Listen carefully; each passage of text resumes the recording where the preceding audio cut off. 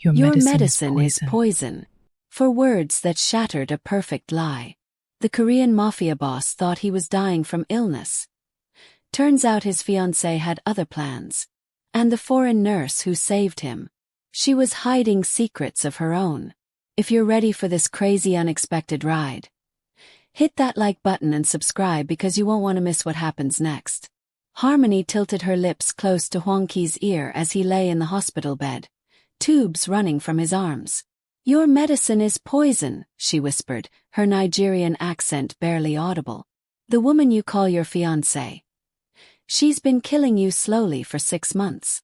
Hwang-Ki's eyes snapped open. His hand shot out and gripped Harmony's wrist, not hard but firm.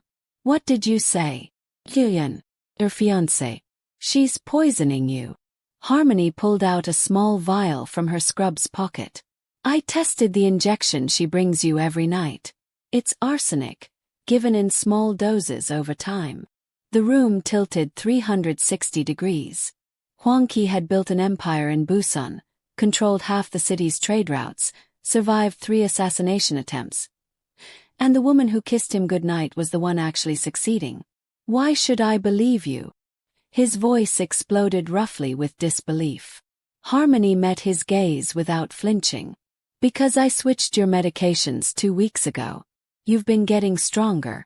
She noticed yesterday and demanded to know who changed your treatment plan. Hwang-Ki's mind raced back. 2 weeks ago he could barely lift his head. Now he could sit up, could think clearly. Who are you really? Just a nurse who reads charts too carefully. Harmony straightened upright. But if you want proof, pretend to take her injection tonight. I'll be watching the monitors. She walked out before he could respond. That evening, Seo-Yeon glided into his private room wearing a white dress that cost more than most people's cars. Her smile was perfect, practiced. My love, how are you feeling? Tired and weak, Hwang-Ki lied. Relief flickered across her face, so quick he almost missed it. She pulled out a syringe from her designer purse. Your special medicine. The doctor says it will help. Hwang-Ki had watched her do this 100 times. He trusted her, loved her, or thought he did. He extended his arm, watched her clean the injection site with an alcohol pad. She was indeed professional and caring. The needle pierced his skin. She pressed the plunger. But Hwang-Ki had tensed his muscle just right, creating a small pocket. Most of the liquid stayed in the syringe when she pulled away. There, Seo-Yeon cooed. Rest now. She clasped her lips on his. Her perfume was too sweet and cloying. Had it always been like that? After she left, Harmony slipped back in. Your heart rate stayed steady. If that was real medication, we'd see changes by now. She handed him printed lab reports. These are from the vial she used last week. And these are what she told the hospital you were taking. The documents didn't match. Not even close. Why? Hwang-Ki's voice cracked. Why would she do this? Money, probably. Or power. Isn't that why anyone kills? Harmony started checking his actual vitals. You're worth more dead than alive to someone. You could have just let me die. Why tell me? Harmony paused, her fingers on his pulse point. Because I watched my father die from poison. Low. Painful. No one believed my mother when she said his business partner was behind it. By the time anyone listened, it was too late. She pulled her hand back. I won't watch it happen again. Hwang-Ki studied this nurse with her dark skin and fierce eyes. Her hair pulled back in a tight bun, her scrubs wrinkled from a long shift. No makeup, no pretense, just raw honesty. I need you to trust me for the next week, Harmony continued. Keep pretending you're dying. I need time to gather more evidence, figure out who else is involved. You think there are others. A woman like that doesn't work alone. She was right. Seo-Yeon had connections throughout his organization, people he'd introduced her to himself. His second-in-command, Hyun-sik. His accountant, Bora. His driver, Taeyong. I'll pay you, Hwang-Ki said. Name your price. Harmony's laugh was bitter. I don't want your money. I want to stop a murderer. She moved toward the door then stopped.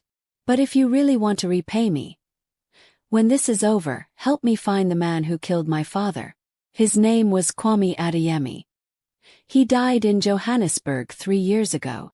She left before he could promise anything. The next morning, Hwang-Ki woke to shouting outside his room. You can't restrict my access. I'm his fiancée. Seo-Yeon's voice carried through the walls. Hospital policy, ma'am. The patient requested no visitors before 10 a.m. That was Harmony, calm and immovable. This is ridiculous. I'll have your job. You're welcome to file a complaint. The administrator's office is on the first floor. Silence. Then the sharp click of heels walking away. Harmony entered his room 5 minutes later.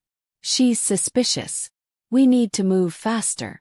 She pulled the curtain around his bed, blocking the door's window. Can you walk? I think so. Then we're leaving. Tonight.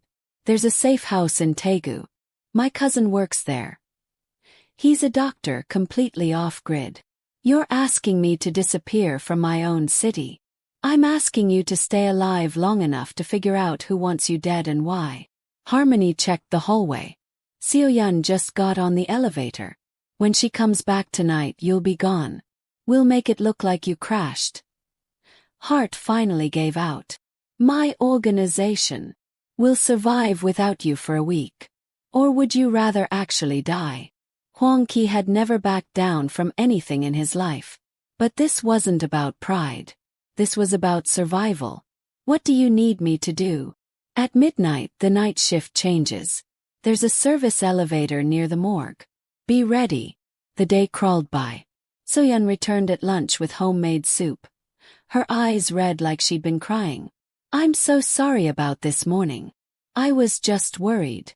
It's okay, Hwang-Ki said, letting his hand shake as he reached for her. I know you care. She fed him the soup, each spoonful potentially lethal. He let most of it dribble down his chin, playing weaker than he felt. Her smile grew with each pathetic moment.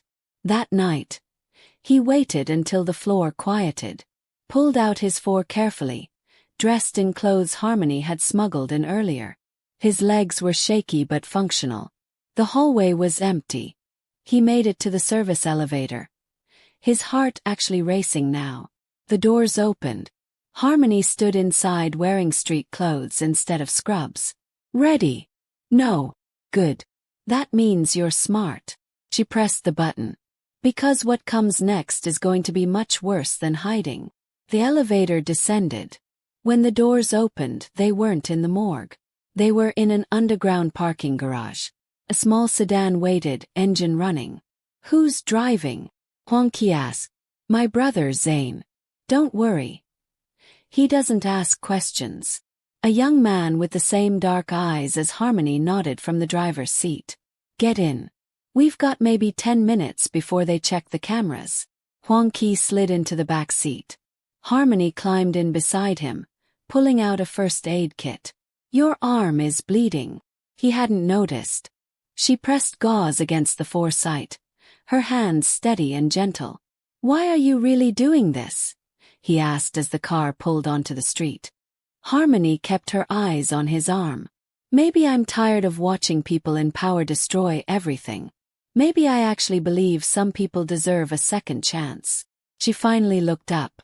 Or maybe I'm just stupid. You're not stupid. Then you haven't known me long enough. They drove for 3 hours.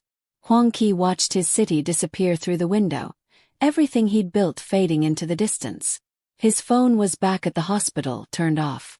No one knew where he was. For the first time in 15 years, he was completely powerless. It should have terrified him. Instead, he felt almost free. There's going to be fallout, he said quietly. When they realize I'm gone. I know, Harmony replied. But we'll deal with that when it comes. You keep saying we.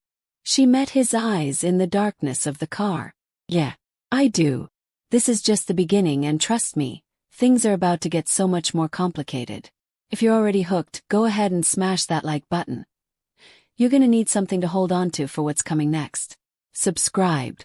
Now let's continue. The safe house was actually a run-down clinic on the outskirts of Daegu, the kind of place that didn't appear on any official records. Harmony's cousin, Dr. Malik, met them at the back entrance. His medical coat stained but his eyes sharp. "Another one of your rescue projects?" Malik asked, looking Hwang-Ki up and down. "This one's different," Harmony said. "They're always different." But Malik led them inside anyway, past rooms filled with makeshift beds and people who looked like they'd run out of other options. Examination Room 3. "I'll draw blood, run a full toxicology panel." Hwang-Ki sat on the cracked vinyl exam table while Malik worked. The place smelled like antiseptic and desperation, nothing like his private hospital suite. "How long has she been poisoning you?" Malik asked, tying the tourniquet around Hwang-Ki's arm. 6 months, apparently. "Then you're lucky to be alive. Arsenic accumulates in the tissues. Another month and your organs would have started shutting down." The needle slid in smoothly. "You're going to need chelation therapy. It's not pleasant." "Nothing about this is pleasant," Hwang-Ki muttered. Harmony leaned against the wall, arms crossed. "I need to go back to Busan tomorrow. If I disappear too, they'll know something's wrong." "Absolutely not," Hwang-Ki said immediately. "If Seo-Yeon suspects you helped me." "She won't. I'm just a nurse. Nobody important." Harmony's jaw was set. "But I can keep eyes on her, see who she's meeting with." "It's too dangerous." "So is hiding here doing nothing while she covers her tracks." Harmony pushed off the wall. "We need information." "I can get it." Malik pulled the vial of blood free, pressed cotton to Hwang-Ki's arm. "She's right, you know. And Harmony's been doing this kind of thing longer than you'd think." "What does that mean?" Harmony and Malik exchanged a look. Finally she sighed. "After my father died, I didn't just become a nurse. I started investigating. Quietly. People who abuse power in hospitals, doctors who take bribes, families who murder for inheritance. I document everything, pass it to the right authorities." "You're a vigilante." "I'm someone who pays attention." She met his gaze steadily. "And right now, I'm paying attention to you." The door burst open. A teenager stumbled in, clutching his side. Blood seeped between his fingers. "Dr. Malik, please." Malik was moving before the boy finished speaking. "Gunshot. Knife. Street fight. Room 5. Now." Malik grabbed supplies, then glanced at Harmony. "I need you." She followed without hesitation, leaving Hwang-Ki alone in the examination room. Through the thin walls, he heard urgent voices, the boy crying, Harmony's calm reassurance. This was her world. Saving people nobody else cared about. What was his world? Money, power, control, and someone who wanted him dead. His phone was gone, but muscle memory made him reach for his pocket anyway. There were calls he should make, people who needed to know he was alive. Hwang-Sik would be panicking by now. Or maybe celebrating if he was part of this. The door opened an hour later. Harmony returned, washing blood off her hands in the small sink. "The kid will live. 14 years old and already caught up in gang politics." "How did you end up here?" Hwang-Ki asked. "In Daegu, working at this clinic. I go where I'm needed." She dried her hands. "My mother's family is from Senegal, my father from Ghana. I was born in Johannesburg, moved to Busan for nursing school. Malik came to Korea 5 years before me. We're not exactly traditional." "Neither am I." She almost smiled. "No, I suppose you're not. Most mafia bosses don't let nurses boss them around. Most nurses don't save mafia bosses from poisoning." Fair point.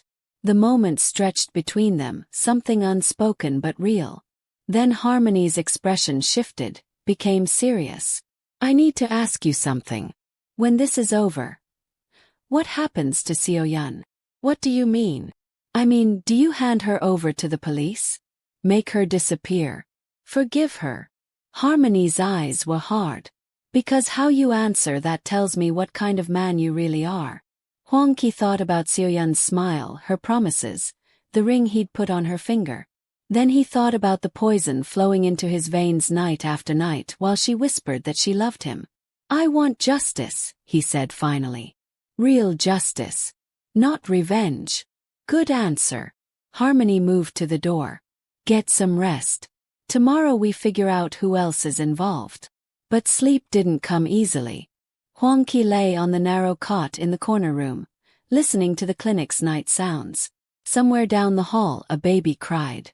A woman coughed.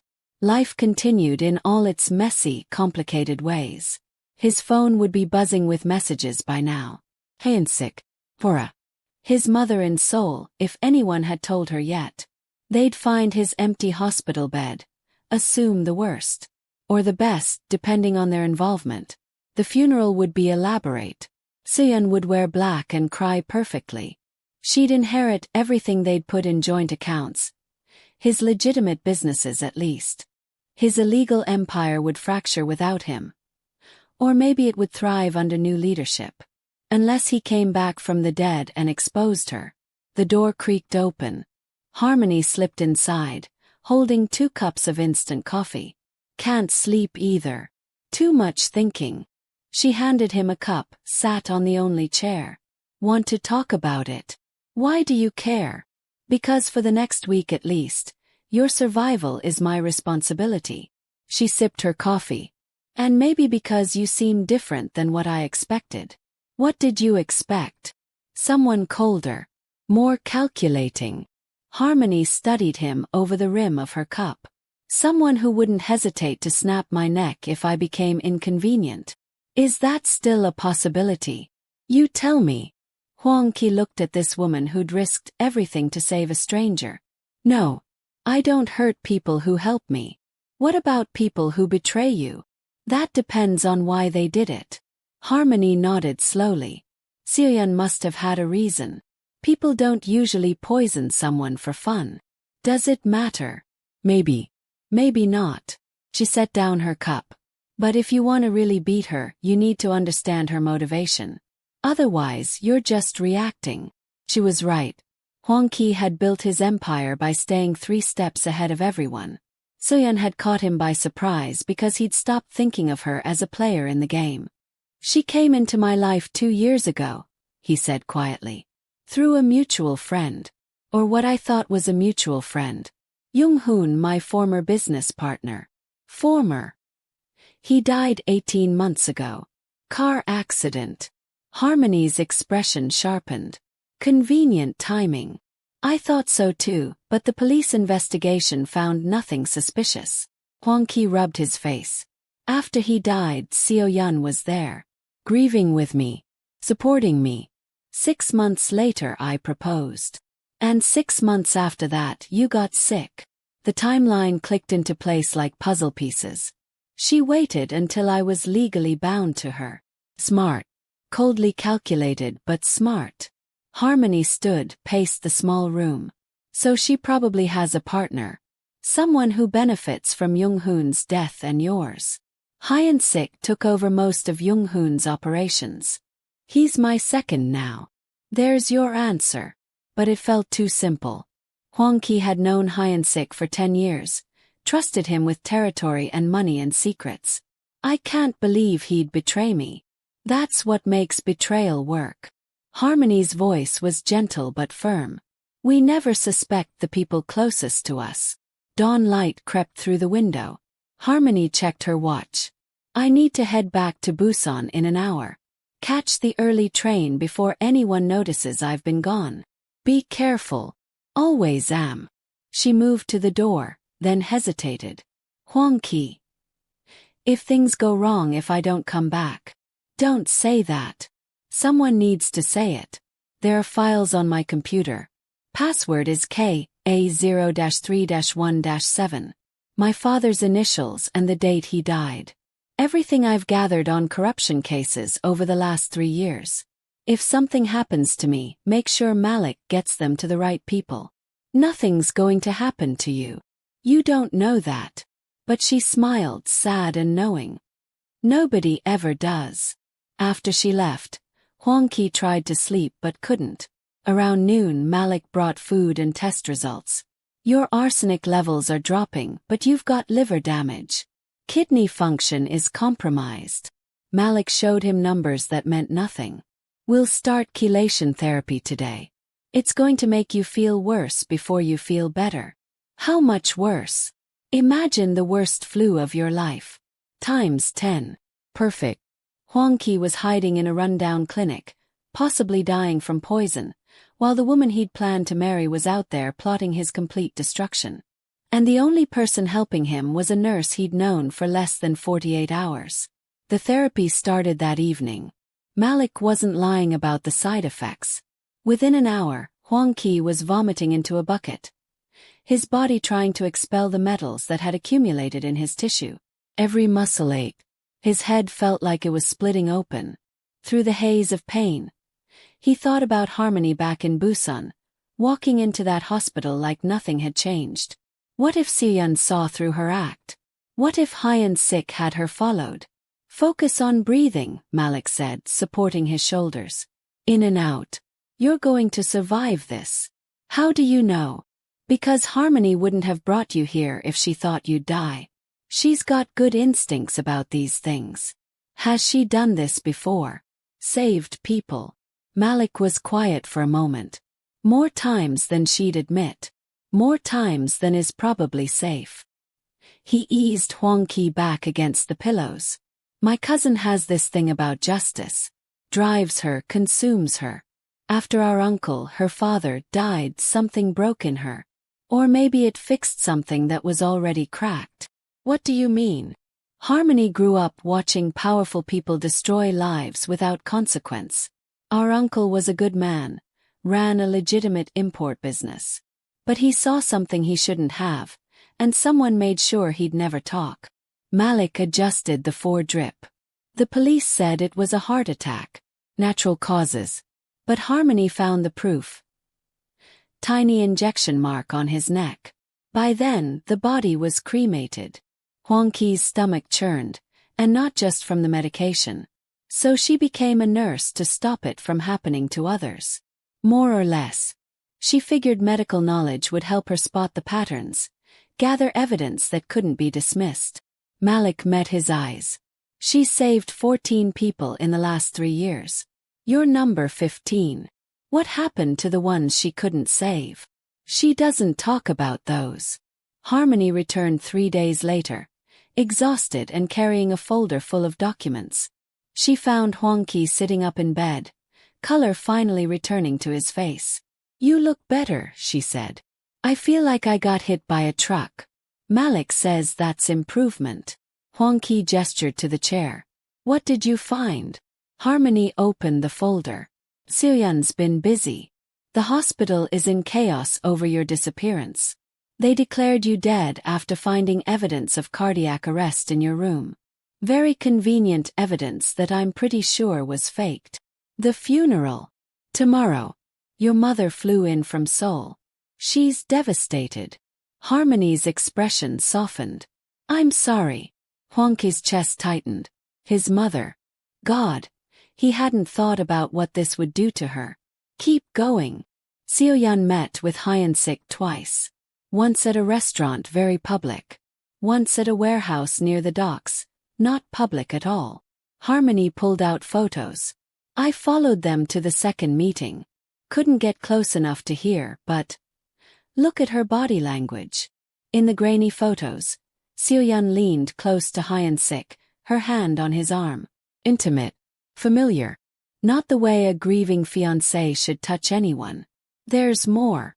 Harmony pulled out financial records. I hacked into the hospital's database. Don't ask how. Found the payment records for your private room. Seo-Yeon paid cash for the last 6 months. But here's the interesting part. The amounts don't match what the hospital charged. She was paying someone off. Your night nurse, Min-Seo. She quit yesterday, moved to Japan. Sudden decision apparently. With enough money to afford a very nice apartment in Tokyo. The pieces fell together. Seo-Yeon had bought off the night nurse, ensured she'd have private access to poison him without witnesses. Clean. Professional. Almost perfect. What about Jung-hoon's death? Hwang-Ki asked. Still working on that, but I found something odd. His car accident happened on a road he never took. His usual route was completely different. Someone convinced him to change his routine that day. Seo-Yeon. Probably. But I need proof. Harmony closed the folder. Your funeral is tomorrow at 2 p.m. Your mother will be there. Fiancée. Hora. Everyone in your organization. It's the perfect opportunity. For what? To rise from the dead. Harmony's eyes gleamed. Imagine. Seo-Yeon standing over your casket, playing the grieving widow. Then you walk through the door very much alive.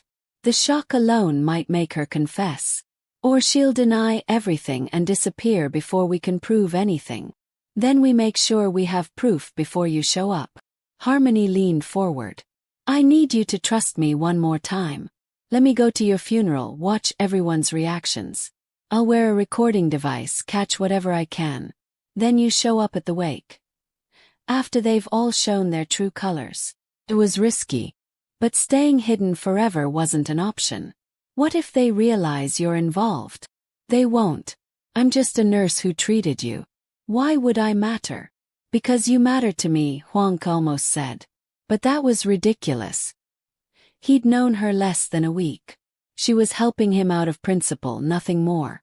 Still, the thought of her walking into a room full of potential killers made his chest tight. Promise me you'll be careful, he said. I promise.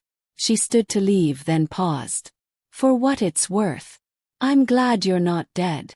That makes two of us. After she left, Malik came in with more medication. You're falling for her. What? Well, that's not. It's fine. Most people do. Malik checked his vitals. Harmony has this way of making you feel like you're the only person who matters. It's part of why she's so good at what she does. But it's also why she ends up in dangerous situations. She can handle herself. Can she? Or do you just want to believe that because it makes letting her go easier? Hwang-Ki didn't have an answer. The next day crawled by. Hwang-Ki imagined his funeral. The flowers, the speeches, his mother's tears.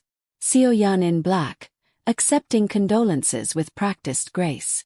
Hyun-sik giving a eulogy about loyalty and brotherhood while planning to take over everything. Malik provided a laptop so Hwang-Ki could watch news coverage. The story had made headlines. Business leader dies suddenly.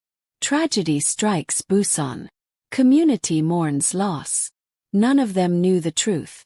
That he was alive, hiding, waiting for the right moment to expose everything. His phone buzzed. Malik had given him a burner, untraceable. A text from Harmony. At the funeral. So many fake tears I might drown. Recording everything. Then nothing for 2 hours. Hwang-Ki paced his small room, every minute feeling like an hour. What if something went wrong? What if Seo-Yeon suspected? What if? His phone buzzed again. You need to see this. Coming back now. Don't do anything stupid. She arrived after midnight, her dress still black from the funeral. But her expression was triumphant. Listen to this. She pulled out her phone, played a recording. Seo-Yeon's voice came through, crisp and clear. How long until we can access his accounts? Hyun-sik responded. The lawyers say a week. Maybe less if we push. Good. And the rest of the organization? Falling in line. No one questions my authority now. They will once they realize how much money is missing. Then Hyun-sik worried. You said you'd wait until everything was settled. I said I'd be careful. There's a difference. Seo-Yeon's laugh was cold. Besides, by the time anyone notices, we'll be in Switzerland. New names, new lives. Everything we planned. What about Jung-hoon's family? His sister has been asking questions. Let her ask. She has no proof of anything. The recording ended. Harmony looked at Hwang-Ki with fierce satisfaction. That's your confession. That's everything we need. But Hwang-Ki barely heard her. Jung-hoon's sister. He'd forgotten about her. She'd disappeared after her brother's death, gone back to Incheon. She'd been asking questions. We need to find her, he said. Before Seo-Yeon does. Already on it. Her name is Yi. She's been investigating privately, hired a detective. He's gone quiet in the last week. Harmony pulled up information on her phone. I'm meeting with Ying tomorrow. Told her I have information about her brother's death. You're doing too much. Let me. Let you what?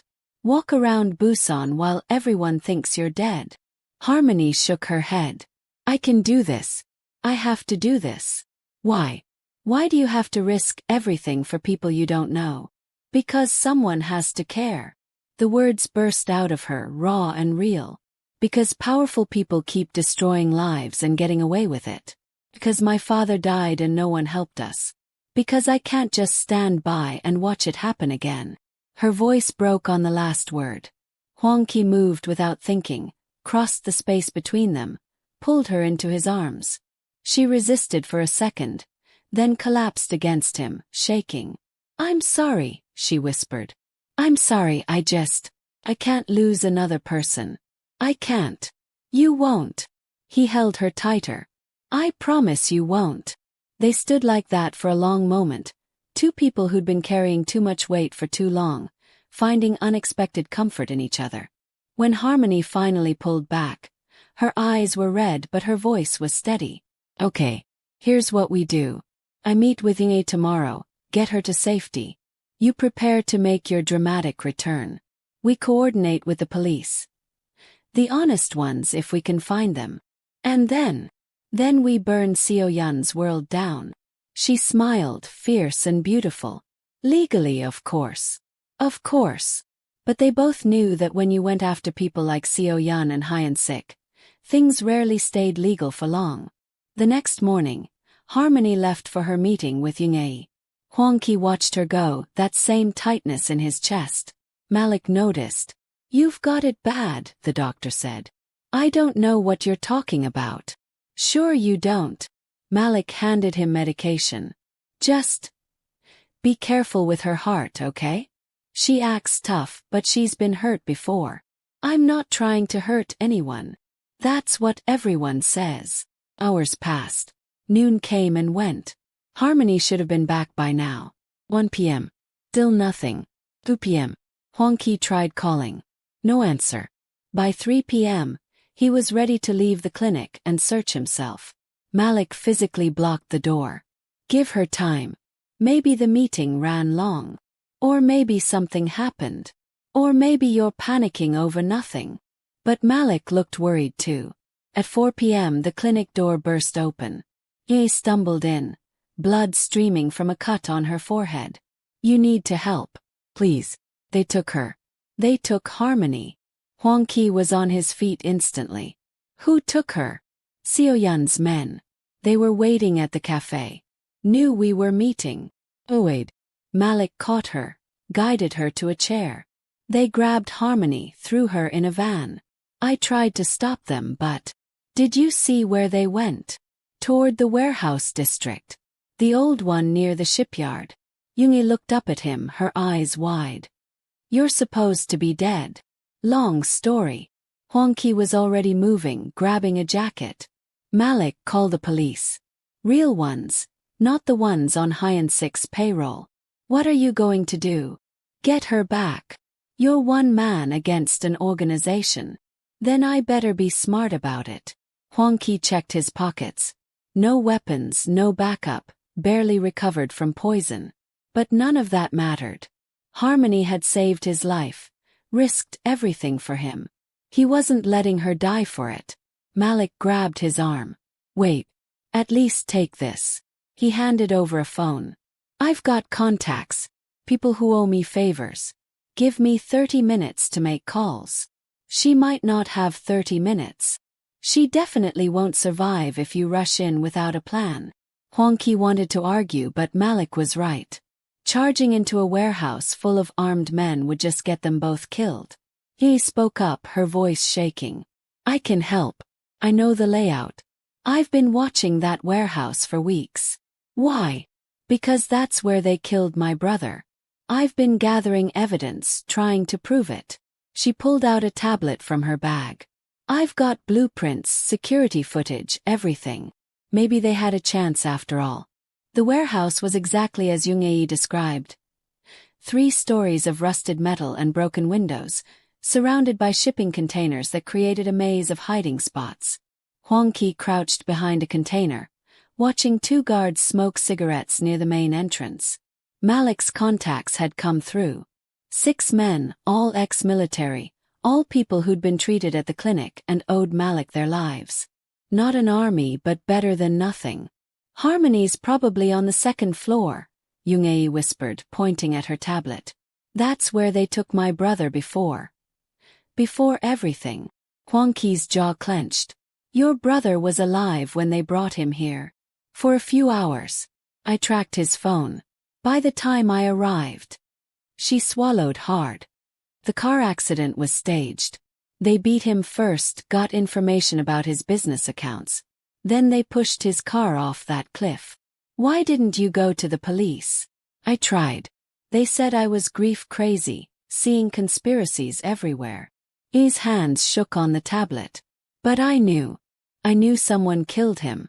When Harmony contacted me saying she had evidence, I thought finally someone believed me. One of Malik's contacts, a man named Samuel, crawled over. Guards change in 10 minutes. That's our window. What about cameras? Already handled. My guy is looping the footage now. Samuel grinned. We've got maybe 20 minutes before someone notices. Then we move fast. Hwang-Ki turned to, stay here. If this goes wrong, I'm not staying behind. That woman killed my brother. I deserve to face her. There wasn't time to argue. Fine.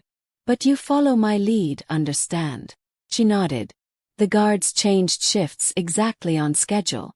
Samuel and 2 others took them down quietly, efficiently. No alarms, no shots fired. So far so good. Inside, the warehouse was dark except for emergency lights casting long shadows. Hwang-Ki moved through the ground floor quickly, checking rooms. Empty offices, abandoned equipment, rats scurrying in corners. Then voices from above.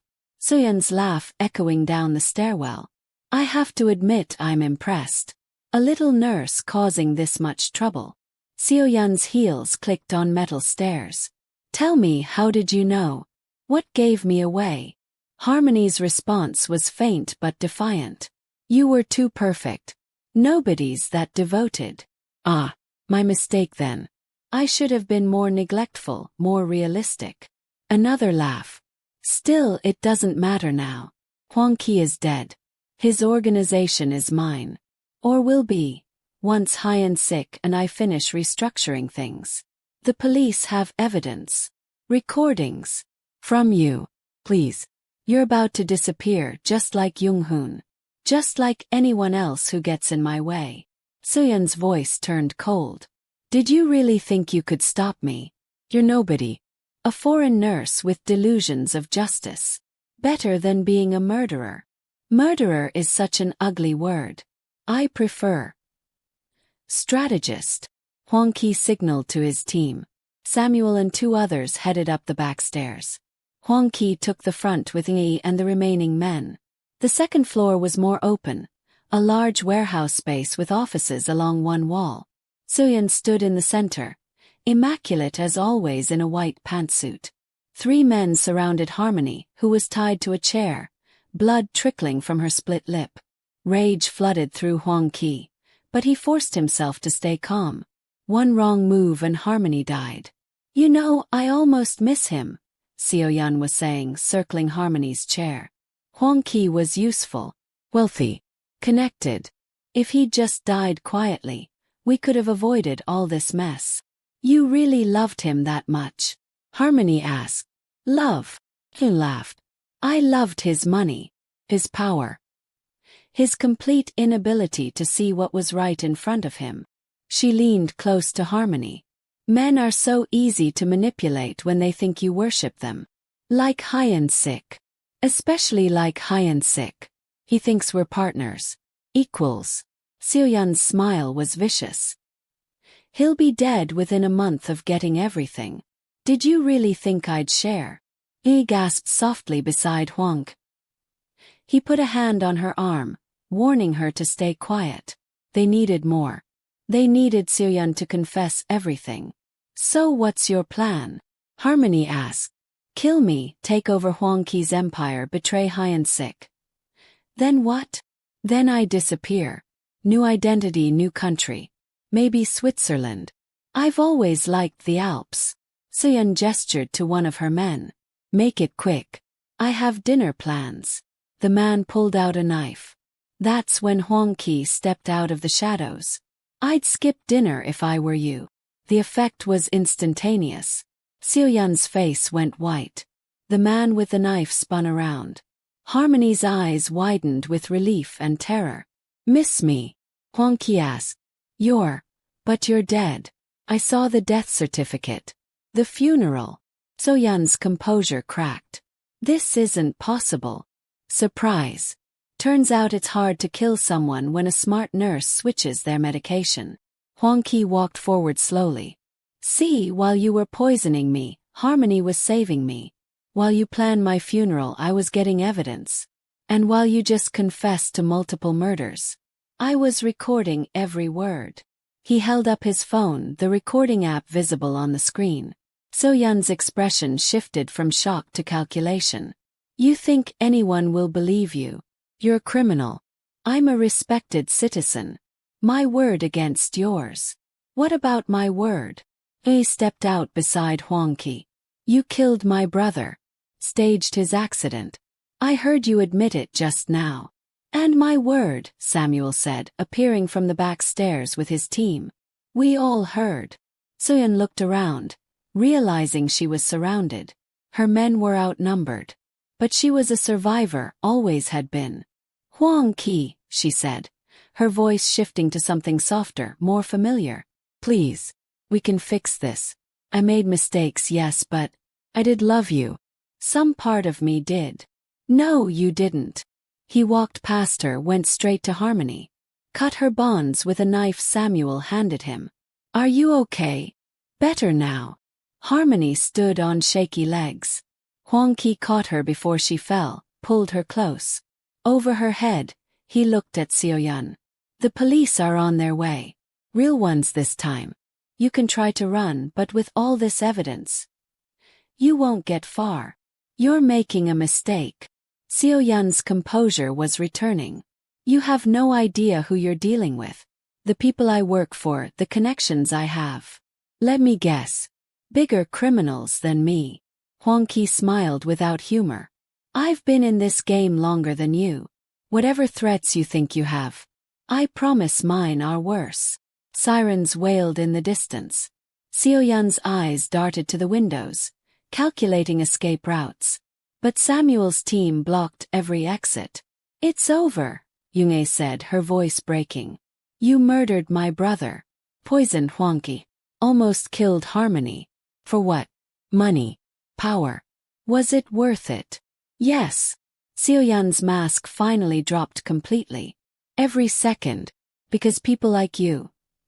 You'll never understand what it's like to have nothing. To claw your way up from poverty. To smile and pretend and manipulate just to survive. I did what I had to do. No, Harmony said quietly. You did what you wanted to do. There's a difference. The police arrived 5 minutes later. Detective Park, one of the few honest cops in Busan, took Seo-Yeon into custody.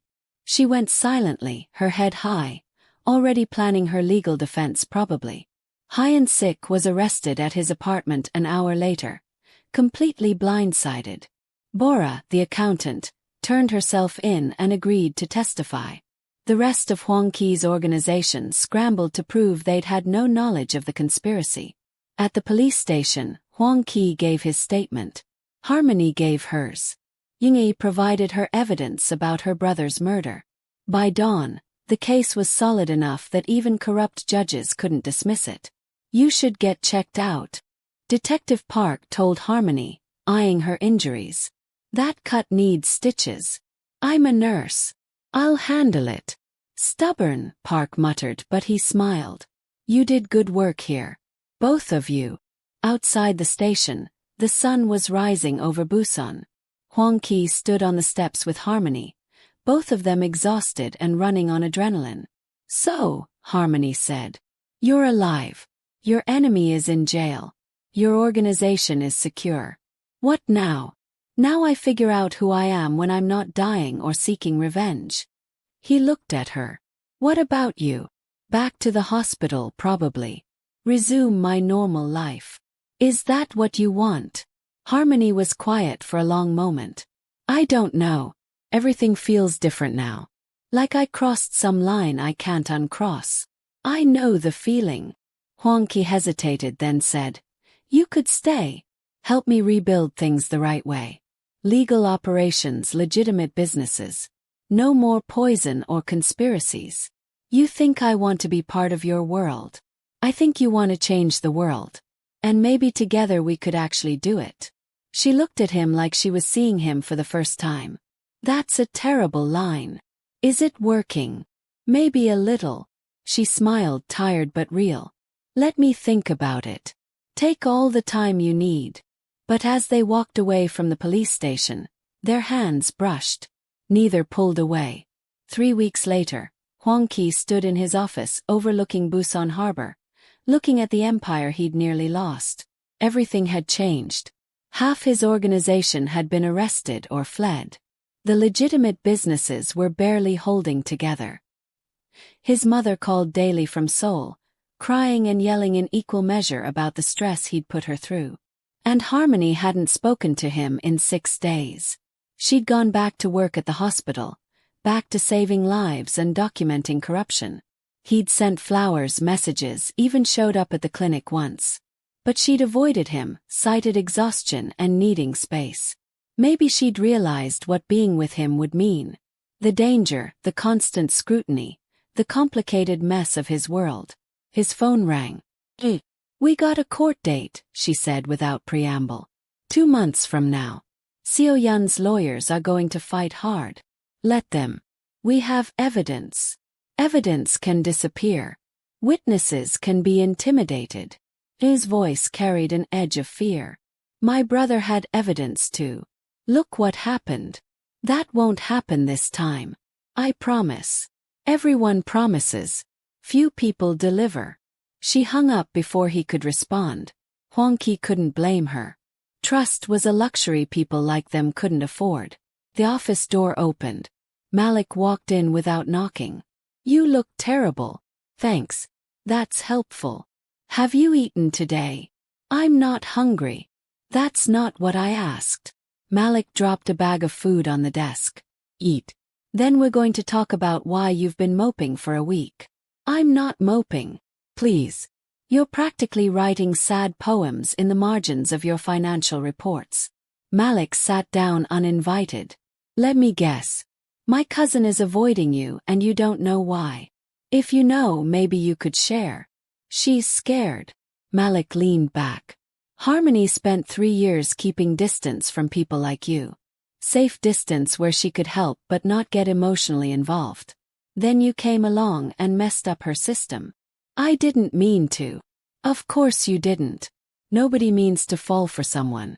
But now she's dealing with feelings she doesn't know how to handle. Malik gestured at the office. This world, your life. It's everything she stood against. And now she's considering joining it. I told her she didn't have to decide anything. That's the problem.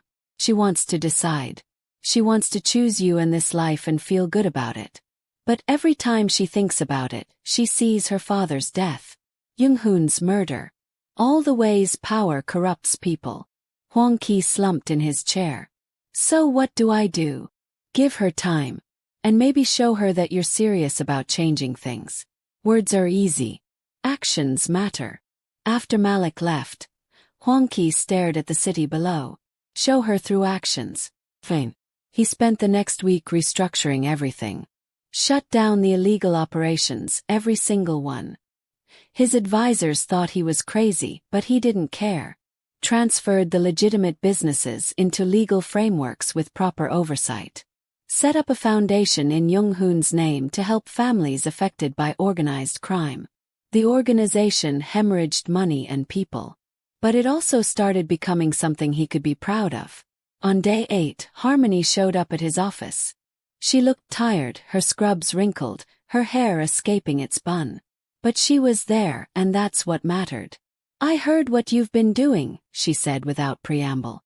"Shutting down operations. Going legitimate. It was time. You're going to lose everything. Your power, your income, your respect. Maybe. Probably." Hwang-Ki came around the desk. "But I'll still have my life. And I won't have to look over my shoulder wondering who's trying to poison me. Is this because of me? It's because of a lot of things. You, yes. But also Jung-hoon, Jung-ae. Everyone else who got caught in the crossfire." He met her eyes. "I don't want to be the kind of person who destroys lives anymore." Harmony bit her lip. "What if you can't change? What if this is just temporary guilt? Then hold me accountable. That's what you do best anyway." Small smile. "True. I miss you," Hwang-Ki said quietly. "These last weeks, everything's been chaos. And the only person I wanted to talk to kept avoiding me." "I wasn't avoiding." "Okay, I was avoiding." She sighed. "I've been scared. Terrified actually. Because I spent years training myself not to care too much about the people I help. Caring gets messy. Caring gets people hurt. And now I care anyway, and I hate it." But she was smiling. "You messed up my whole system. Ruined my carefully maintained emotional distance." "Sorry." "No, you're not. You're right. I'm not." They stood there, the space between them charged with possibility. Then Harmony closed the distance, reached up, touched his face gently. "I can't promise this will work," she said. "I can't promise I won't drive you crazy with my rules and my causes and my need to fix everything. I can't promise I'll always make the right choice. Or that my past won't come back to haunt us. Or that this life will ever be simple." Sounds terrible. Absolutely awful. When do we start? He pulled her close, careful of her still healing injuries. "Now works for me." They didn't kiss. Harmony had been clear about taking things slow. But they held each other, and somehow that felt more intimate than anything else could have been. "There's something I need to tell you," Harmony said after a moment. "About Seo-Yeon." "What about her?" "She's pregnant." The words hit like a physical blow. Hwang-Ki stepped back. "What?" "For months along. Her lawyers are using it as leverage, trying to get reduced sentencing." Harmony watched his face carefully. "Is it yours?" I don't know. Possibly." The timeline worked out barely. They'd been together before he got sick. "Did she say?" "She claims it is. But she's lied about everything else, so." Harmony shrugged. "I thought you should know before you hear it in court." Hwang-Ki's mind spun. Child. His child maybe. Being used as a pawn by a woman who'd tried to kill him. "What do I do?" "DNA test. Wait until after the baby is born, establish paternity. Then figure out custody." Harmony's voice was calm, practical. "If the child is yours, they're innocent in all this.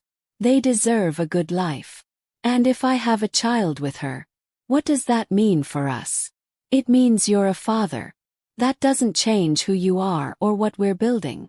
Harmony took his hand. "But it does complicate things. Kids always do. Are you sure you want to deal with this?" "It's a lot. Maybe too much. I've dealt with worse." She squeezed his fingers. "Besides, I like kids. And if this child is yours, they'll need someone who actually cares about them. Seo-Yeon clearly doesn't." The trial preparation continued. Seo-Yeon's lawyers fought every charge, tried every legal maneuver. But the evidence was overwhelming. The recorded confession, the financial records, Jung-hoon's case being reopened. It all pointed to one conclusion.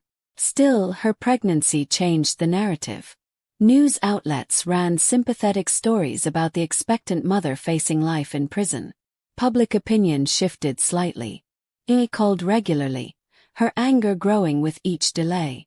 She's manipulating everyone. Using that baby as a shield. I know. Do you? Because from where I'm standing, she's going to walk free and will have done all this for nothing.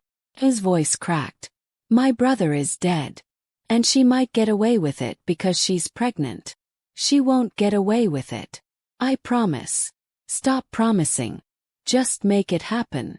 Easier said than done. The legal system moved slowly, especially when the defendant had money for good lawyers. Weeks turned into months. Seo-Yeon remained in a minimum security facility, her pregnancy progressing, her lawyers spinning narratives about redemption and motherhood. Hwang-Ki threw himself into rebuilding his organization. The legitimate side was actually growing, profitable in ways the illegal operations never were. Slower, yes, but sustainable. Harmony moved between the hospital and his life, bridging two worlds that shouldn't fit together but somehow did. She pushed him to do better, to think beyond profit margins and power plays. And he grounded her, reminded her that she couldn't save everyone, didn't have to carry every burden. They were working. Actually working. Then Seo-Yeon gave birth. Daughter. Tiny, perfect, innocent. The DNA test came back 2 weeks later. The child was his. Hwang-Ki stared at the results in his office. Harmony beside him. I have a daughter. You have a daughter, Harmony confirmed. With a woman who tried to kill me. Biology is weird that way. He appreciated her attempt at humor, but couldn't quite laugh. What kind of father can I be? I'm barely managing my own life. The kind who shows up. The kind who tries. Harmony turned him to face her. Look, this is scary.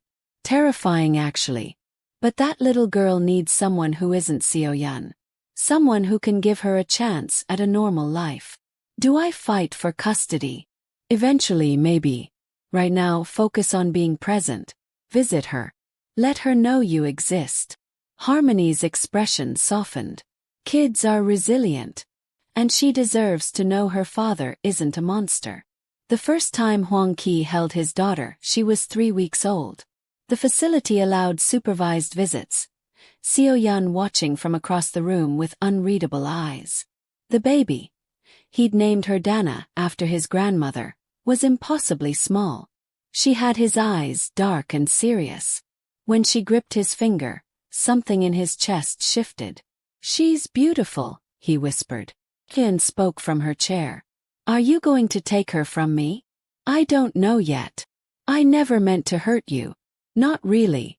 Seo-Yeon's voice was different now, quieter. I just wanted security. Safety. And you represented that. So you poisoned me. So I made terrible choices. She looked at Dana. But she's not a terrible choice. She's the one good thing that came from all this. Hwang-Ki didn't know what to say to that. The woman had tried to murder him. But she'd also given him a daughter. Could both things be true? Over the next weeks, he visited Dana regularly. Harmony came sometimes too, helping him figure out bottles and diapers and all the tiny details of caring for an infant. The facility staff started recognizing them, warming up to the unusual situation. You're good with her, one nurse commented, watching Harmony burp Dana. Natural mother instinct. Harmony smiled but said nothing. Later in the car she was quiet. What's wrong? Hwang-Ki asked. Nothing. Just thinking. About how I never planned for this. Any of this. She looked out the window. I had my life figured out. Help people stay detached, keep moving. Then you happened. And now there's a baby involved and feelings I don't know how to process. Are you having regrets? No. Maybe. I don't know. She rubbed her face. I just need to figure out where I fit in all of this. Am I your girlfriend? Your partner? The woman who helps with your daughter but has no actual claim to either of you? Hwang-Ki pulled the car over, turned to face her. You're the person I can't imagine my life without. The person I trust more than anyone. The person who saved me in every way that matters. He took her hand. Whatever label you want. Girlfriend, partner, future. Min. Completely. Even with all my complications. Especially with your complications. They make you who you are. She kissed him properly for the first time ever. The trial finally began 4 months after Seo-Yeon's arrest. The courthouse was packed with reporters, curious onlookers, and people from both sides of the case. Ye sat in the front row, her hands clenched in her lap. Harmony sat beside her, steady and calm. Hwang-Ki sat further back, trying to stay out of the spotlight. Seo-Yeon entered in prison clothes, no longer the elegant woman in designer suits. But she held her head high, played the role of tragic mother separated from her child. The prosecutor was sharp, methodical, laid out the evidence piece by piece. The arsenic in the medication. The financial records showing payments to the night nurse. The recorded confession at the warehouse. Jung-hoon's reopened case with new evidence linking his death to Seo-Yeon. Her lawyers fought hard, tried to paint her as a victim of circumstance. Claimed Hwang-Ki had manipulated her, forced her participation. Argued that her pregnancy and new motherhood deserved consideration. But then Ye took the stand. My brother trusted Seo-Yeon, she said, her voice shaking but clear. He introduced her to his business partner, Hwang-Ki. He vouched for her character. And she repaid that trust by orchestrating his murder. Seo-Yeon's lawyer objected. Speculation. There's no direct evidence. There's a text message. Jung-ae interrupted. From Seo-Yeon to an unknown number. Sent the day before my brother died. Says, tomorrow. Make it look like an accident. No mistakes. She pulled out her phone. I found it in his cloud backup 3 weeks ago. The courtroom erupted. The judge called for order. Seo-Yeon's face went pale. Her lawyer scrambled. That message could mean anything. It's taken out of context. The unknown number belongs to a man named Dae-hyun, the prosecutor said, standing. We arrested him yesterday based on this new evidence. He's already confessed to running Jung-hoon off the road. Said Seo-Yeon paid him 50 million won. The case shifted. What had been strong became ironclad. Seo-Yeon's lawyers requested a recess, huddled with their client. When they returned, they proposed a plea deal. My client is willing to plead guilty to conspiracy in Jung-hoon's death and attempted murder of Hwang-Ki in exchange for reduced sentencing. The prosecutor considered. Looked at Ng, who nodded slightly. Looked at Hwang-Ki, who remained expressionless. 20 years.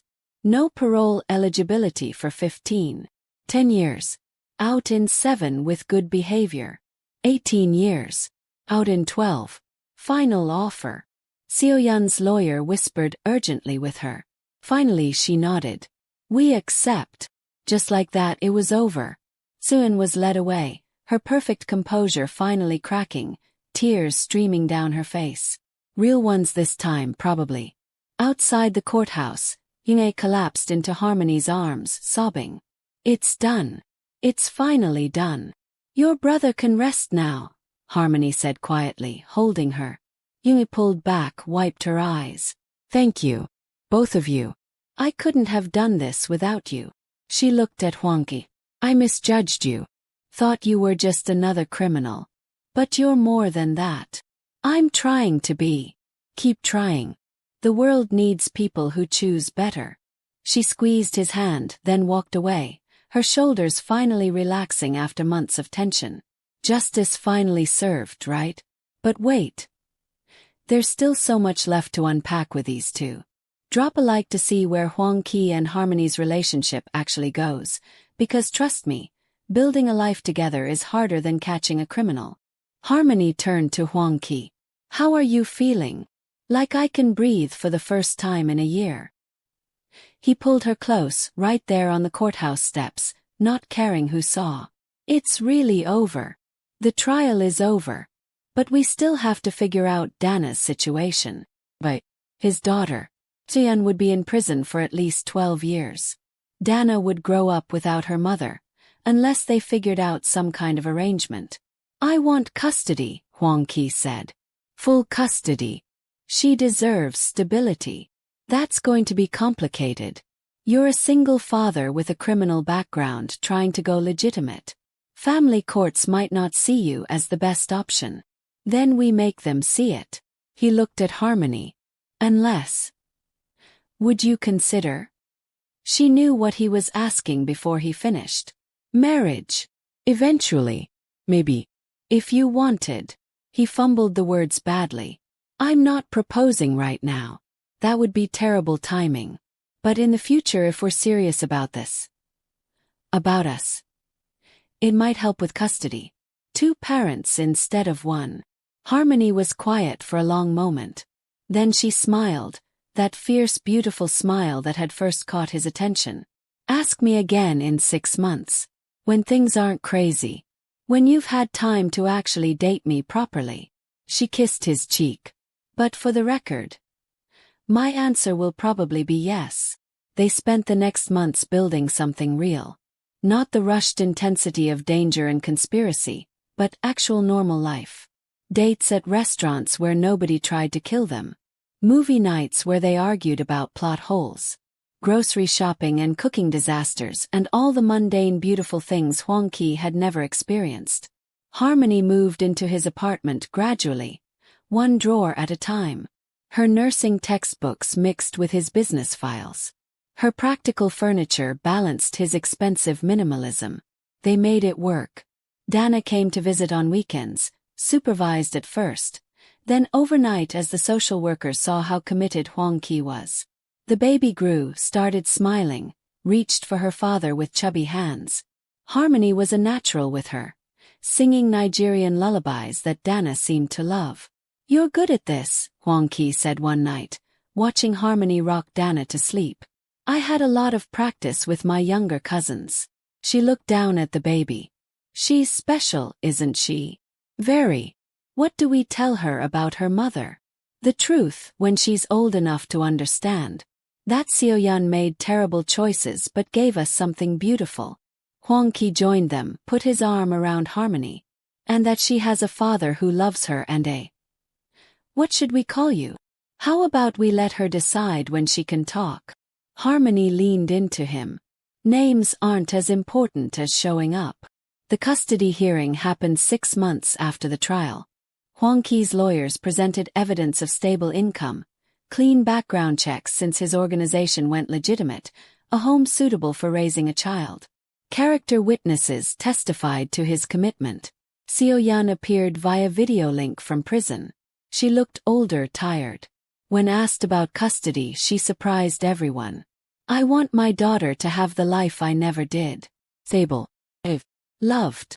She looked directly at Hwang-Ki through the camera. I know what I did. I know what I am. But Dana deserves better.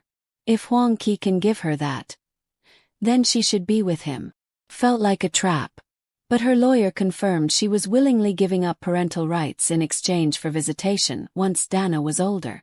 The judge granted Hwang-Ki full custody with the stipulation that Seo-Yeon could have supervised visits once Dana turned 5, assuming good behavior in prison. Walking out of the courthouse with legal custody papers felt surreal. Hwang-Ki was a father. Really, truly, legally responsible for another human being. I have no idea what I'm doing, he admitted to Harmony in the car. Nobody does. That's the secret of parenting. She squeezed his hand. But you'll figure it out. We'll figure it out. I'm all in, remember?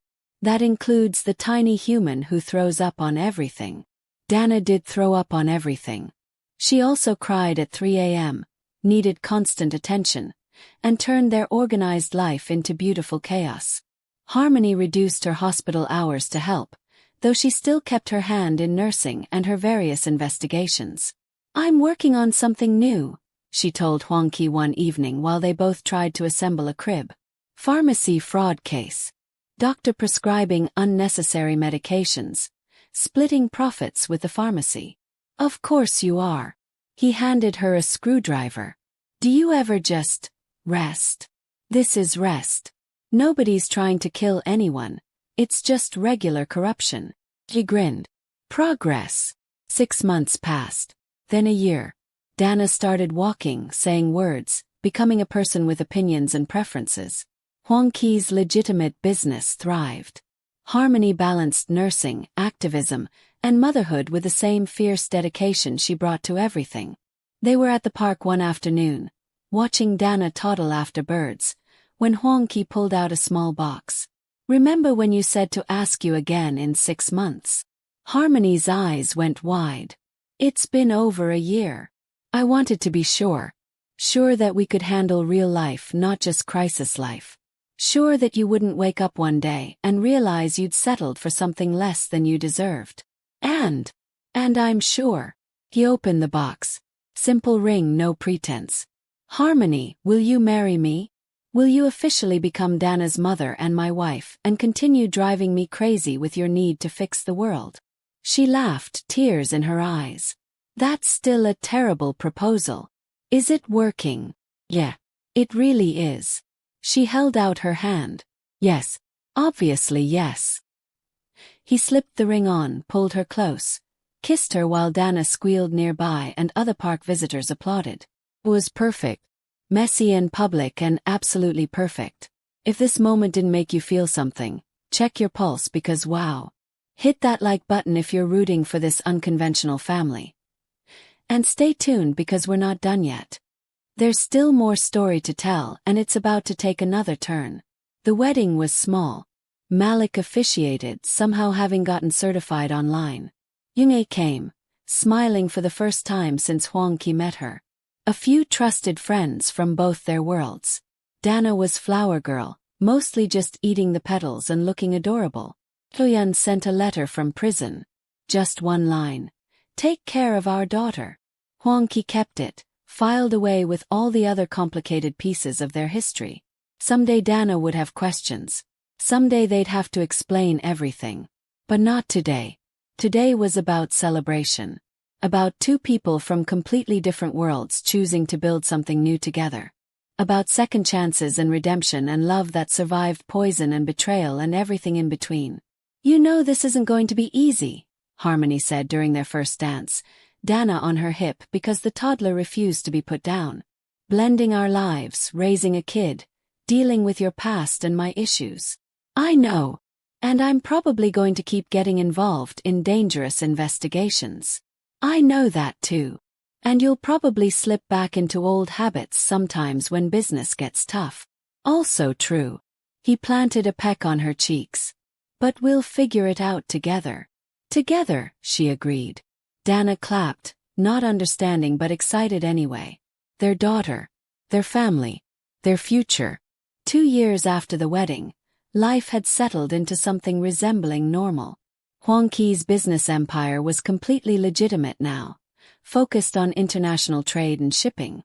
Harmony had opened a clinic in the poorer district of Busan, providing free medical care and quietly investigating abuse cases.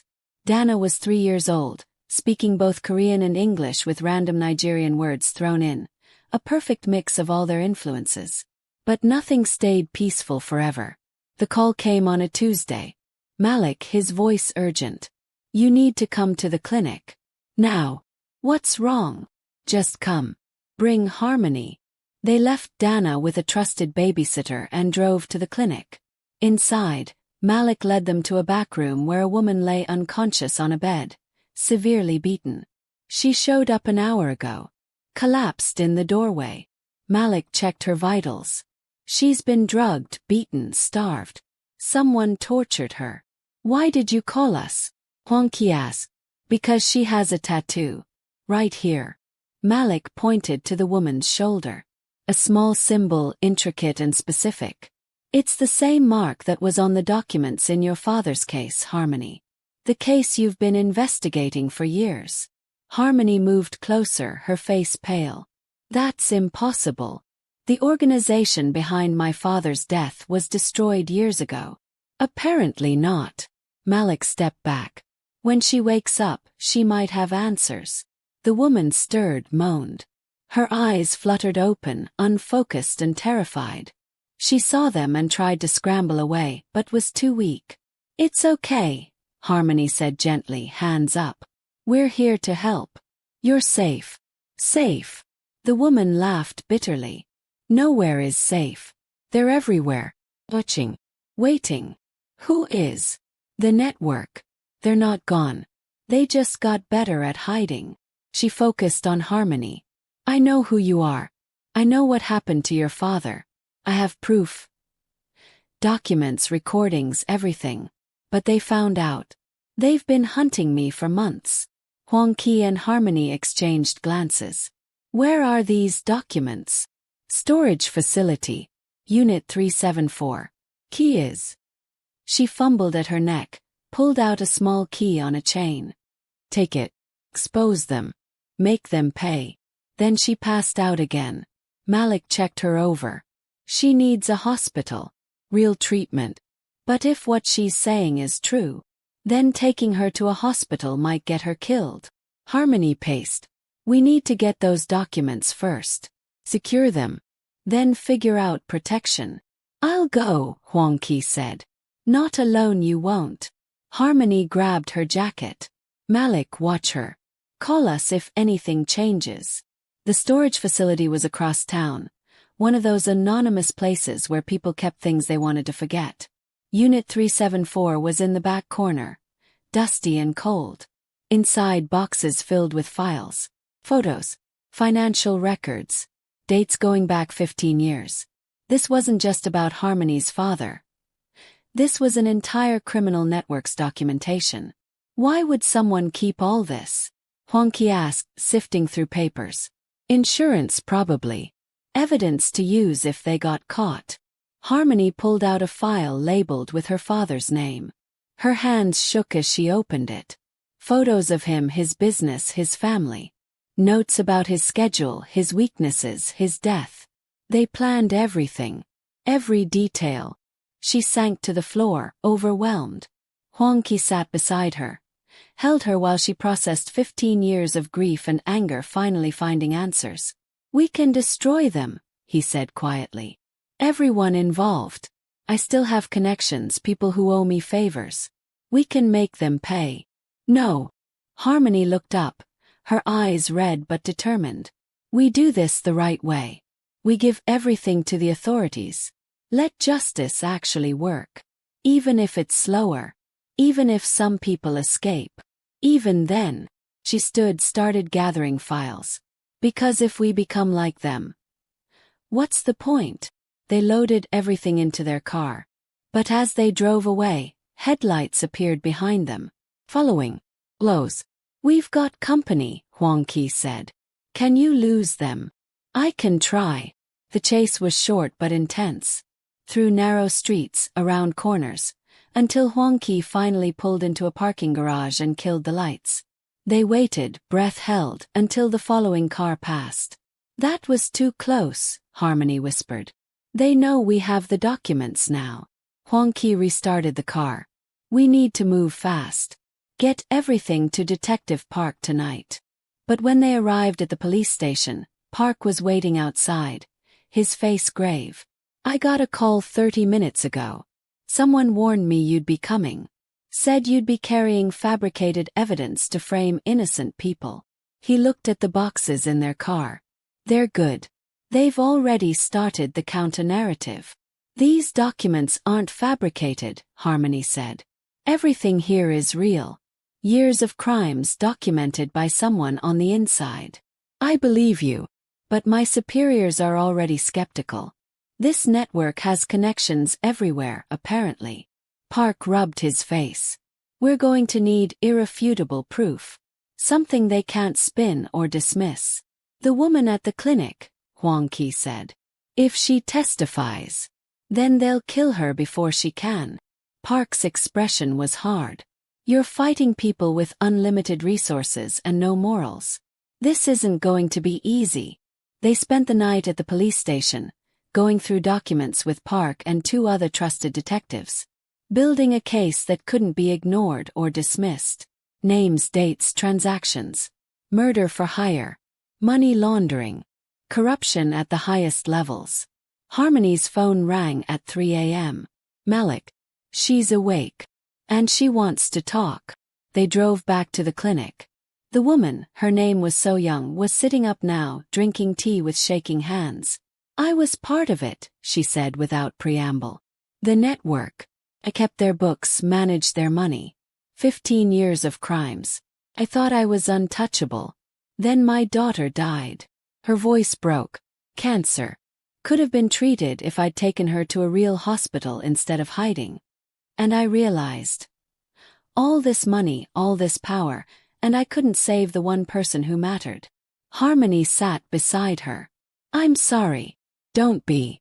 It was my punishment. My wake-up call. Seo-Yeon looked at her. Your father was a good man. He discovered one of our operations, refused to be bought. They killed him to keep him quiet. I processed the payment to the assassin. I have records. Why keep records if you knew how dangerous it was? Insurance. Leverage. Proof that I wasn't the monster they wanted me to be.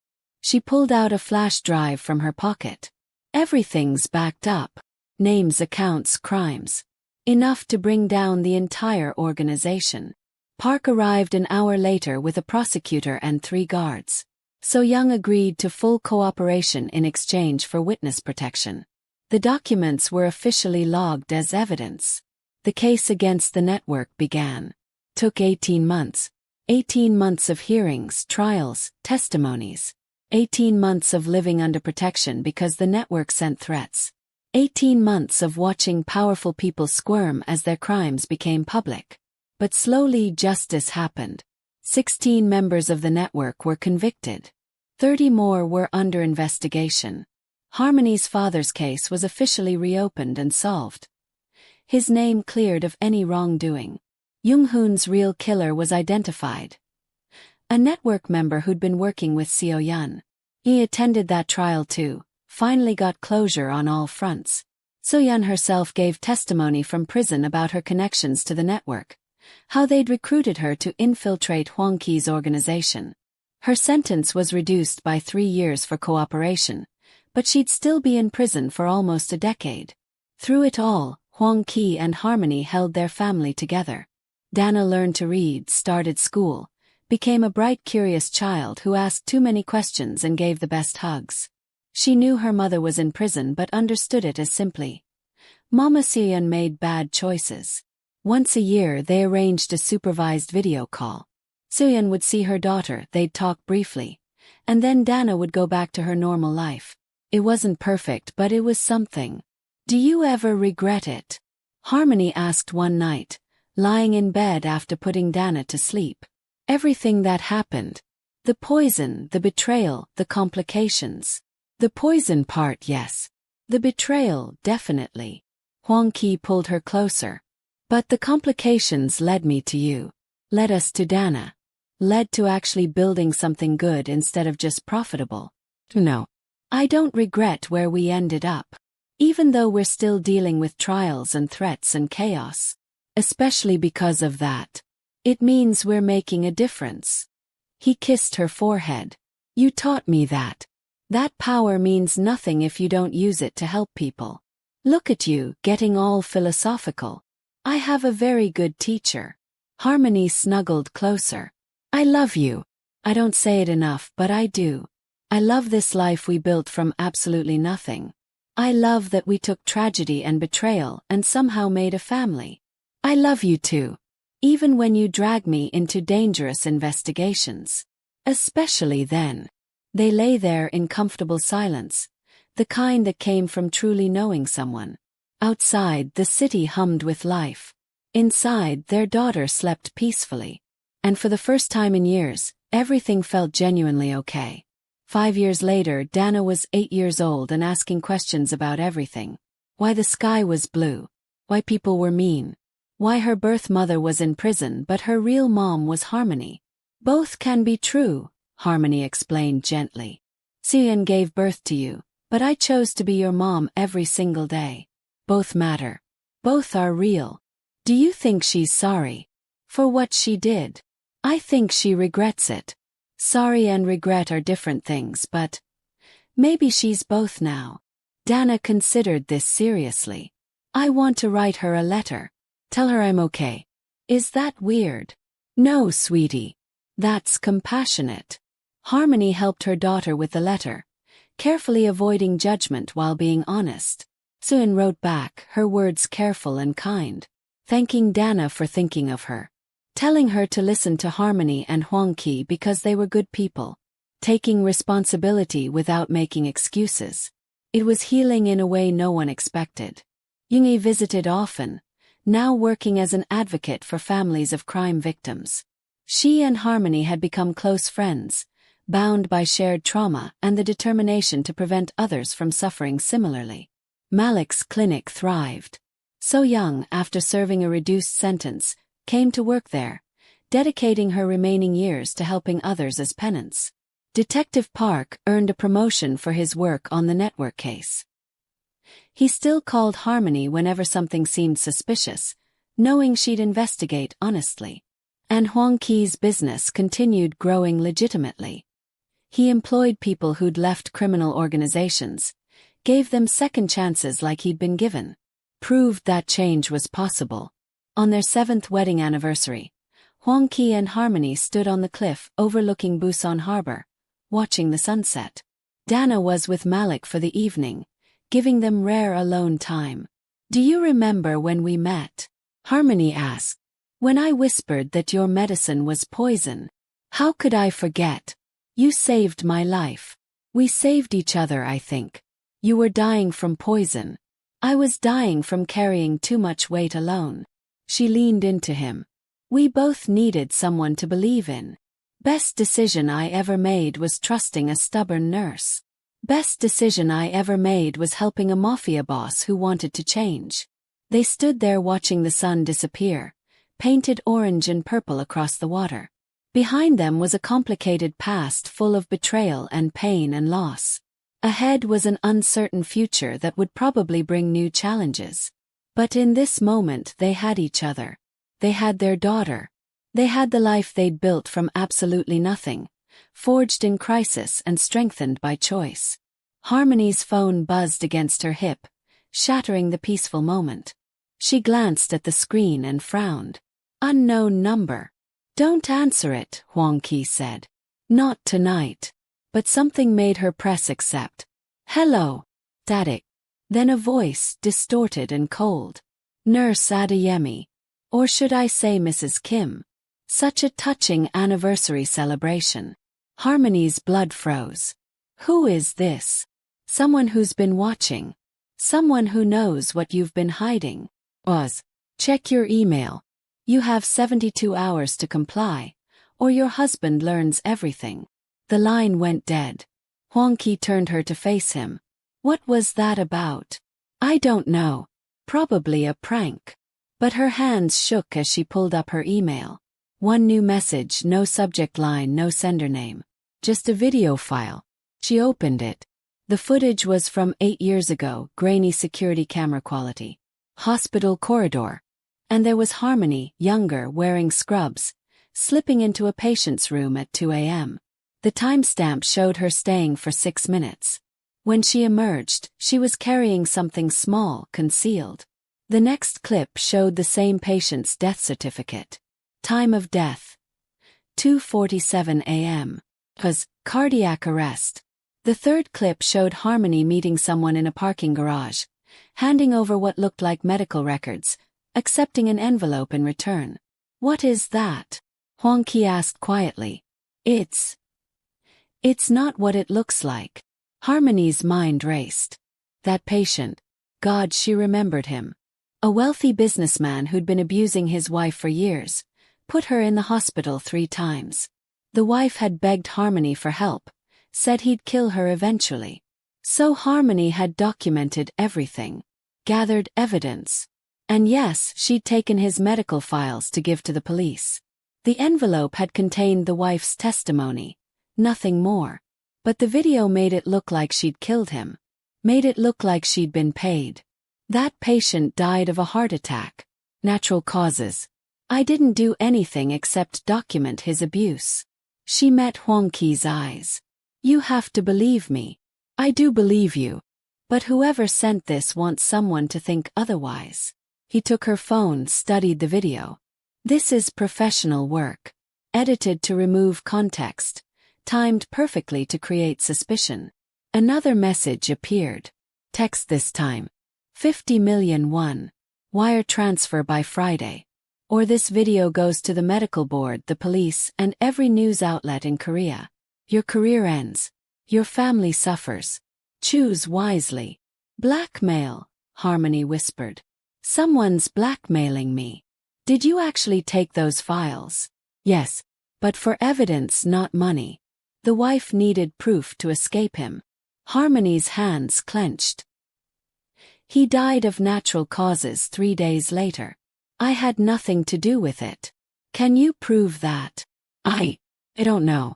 It was 8 years ago. The case was closed. Hwang-Ki was already making calls. I need everything you can find on a patient death at Busan General Hospital 8 years ago. Cardiac arrest. Natural causes ruling. Yes, I'll hold. But Harmony knew how this looked. Knew that even with proof of innocence, the suspicion alone could destroy everything she'd built. Clinic. Her reputation. Her ability to help people. We're not paying, she said firmly. I didn't do anything wrong. We prove it. That takes time. They gave you 3 days. Then we work fast. The next morning, Harmony went to the hospital where it had happened, now working under a different administration. The records department was helpful but limited. Patient files from 8 years ago are archived. We'd need a court order to release them, especially for a deceased patient. The clerk looked sympathetic. Is this about a lawsuit? No. Personal research. Harmony's mind worked. What about the nurses who worked that floor? Are any still here? Let me check. 2 names came back. One had moved to Seoul. The other, Sunmi, still worked in the ICU. Harmony found her during a break, pulled her aside. Do you remember a patient named Kong Jae-sung? Years ago. Cardiac arrest. Sunmi's expression shifted, became guarded. Why are you asking? Because someone's trying to frame me for his death. Please. I need to know what you remember. Sunmi glanced around, then lowered her voice. That patient was trouble. Verbally abusive to staff. Physically aggressive when medication made him confused. His wife visited once, looked terrified the entire time. Pause. The night he died, there was another visitor. Man. He stayed maybe 10 minutes, left before we could log him in properly. Do you remember what he looked like? Older. Distinguished. Expensive suit. He seemed angry when he left. Sunmi touched Harmony's arm. Look, I always wondered about that death. The timing was convenient for his wife. But the autopsy showed natural causes, so I let it go. Did you tell anyone about this visitor? I mentioned it to the police. They said it wasn't relevant. Sunmi checked her watch. I have to go. But Harmony. Be careful. That case had weird energy around it. People asking questions tended to stop asking after a while. Back at home, Harmony found Hwang-Ki in his office, surrounded by documents. I've been digging into Kong Jae-sung's background. Wealthy family, multiple business interests, and his death triggered a substantial insurance payout to his wife. How substantial? 200 million won. Harmony sank into a chair. Someone thinks I helped her kill him for money. Or someone knows you didn't, but wants leverage over you anyway. Hwang-Ki showed her more documents. Kang's brother has been trying to get the case reopened for years. Claims his sister-in-law murdered Kong for the insurance money. No one's listened. Because there's no evidence. Except now there's video of you in his room the night he died. Video that conveniently surfaced right when you're most vulnerable. Hwang-Ki's expression darkened. This isn't random. Someone's targeting you specifically. But who? And why now? The answer came that evening. Another message, this time with a photo attached. Harmony and Hwang-Ki's daughter, Dana, leaving school. The message was simple. Payment or exposure. Choice. Time is running out. Harmony's hands shook with rage. They're threatening our daughter now. They're desperate. Or trying to make us desperate. Hwang-Ki called his security team. I want eyes on Dana 24/7. Nobody gets close without clearance. But the threats kept coming. A package delivered to their home containing copies of the video, printed screenshots, a countdown timer showing 48 hours remaining. Harmony couldn't sleep, couldn't eat. The walls were closing in, this invisible enemy controlling everything. She'd spent years exposing corrupt people, helping victims, fighting injustice. And now someone was using her own methods against her. Maybe we should just pay, she said quietly at 3 a.m., both of them awake in the darkness. 50 million won. We have it. We pay and this goes away. It won't go away. Blackmailers never stop at one payment. Hwang-Ki sat up. We're missing something. Some connection we haven't seen yet. Like what? Like why you specifically? Why now? Why this particular case from 8 years ago? He turned on the light, started pulling up information on his laptop. Kang's brother. What if he's behind this? To what end? To finally reopen his brother's case. If he can create enough suspicion around you, make it look like you helped with murder. The police have to investigate. And if they investigate, maybe they find something that actually implicates his sister-in-law. It was twisted logic. But it made sense. They drove to Kang's brother's house at dawn. The man, Kong Min-soo, answered in pajamas, clearly surprised. Mr. Kong, I'm Harmony Kim. I was a nurse at the hospital when your brother died. And I'm being blackmailed with false evidence that I helped kill him. Min-soo's eyes widened. I didn't. I would never blackmail anyone. Then who would? Who else wants to reopen your brother's case? Nobody. Just me. I've been alone in this for years. But something flickered across his face. Wait, there was a lawyer. Contacted me 6 months ago. Said he could help prove my sister-in-law murdered Jae-sung. But he needed evidence. I gave him everything I had. What was his name? Lee something. Lee Tae-hyun.